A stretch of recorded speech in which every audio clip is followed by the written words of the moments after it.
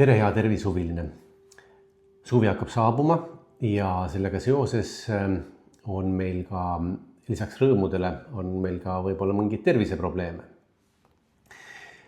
Suvi on Hiina meditsiini järgi selline aeg, kui energia on meie kehas hästi üleval ja välispinnal.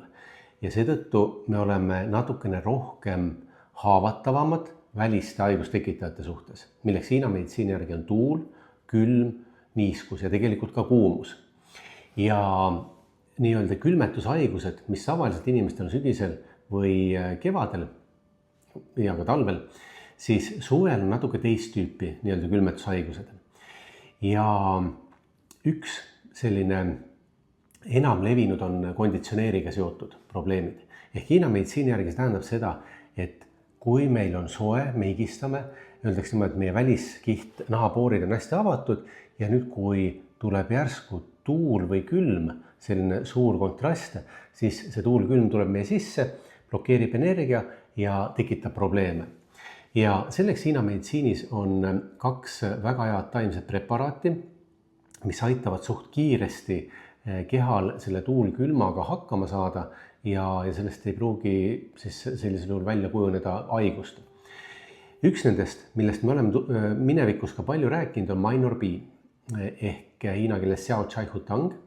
See on üks preparaat, mida väga palju saab kasutada külmetushaiguste, viirushaiguste, ka allergiate korral. Ta on hea ka kohanemiseks erinevate näiteks ilmastiku muutustega. Ja ehk ta sobib sellisel puhul, kui inimene tunneb, et ta on külma saanud, ta hakkab haigeks jääma, võib-olla aevastab, nohu, nina tilgub, lihased on valusad.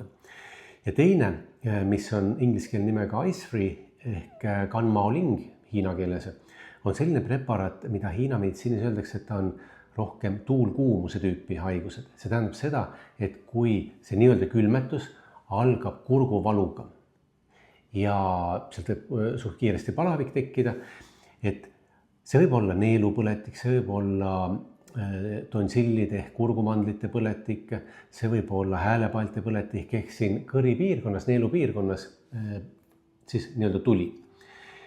Et see ka, kui on esimesed sümptomid, kohe kasutada, keha saab suht kiiresti jagu. Ja lisaks siis välistele ilmastikufaktoritele, mis suvel veel meile võib-olla rõõmu ja mõnedele ka muret tekitab, on sääsed ja putukad ja võib-olla ka vaablased, mesilased, erilased ehk siis putukahammustused. Putukahammustus Hiina meditsiini mõistes on samamoodi siis ta ründab meie veitsid ehk kaitseenergiat ja ta tekitab see hammustuse või nõelamise koht lokaalselt tekitab seiskumise. See seiskumine muutub kuumuseks hästi kiiresti, ehk sinna tekib punetus, sinna tekib sügelus ja selle tulemuseks on siis see, et põhimõtteliselt keha võitleb selle siis putuka poolt vereringesse eraldatud mürgiga. Ja nüüd, kui see seiskumine pikaks ajaks, siis sinna võib suurem põletik tekkida, mõnel juhul allergiline reaktsioon, sügelusega võime ennast katki kratsida.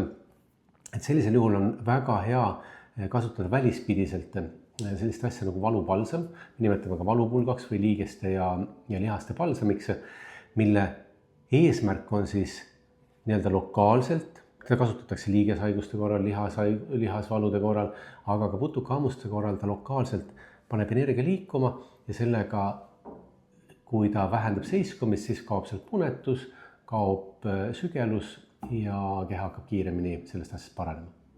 Aga head suve kõigile, nautige ilma ja seltskonda.